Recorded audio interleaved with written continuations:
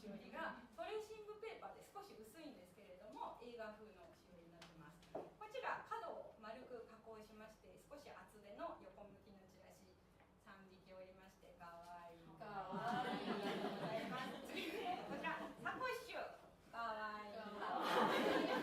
このタイプは売り切れてしまったんですけれども本日は横にチャックのあるものをご用意しております。3匹写ったものになります。これはね全部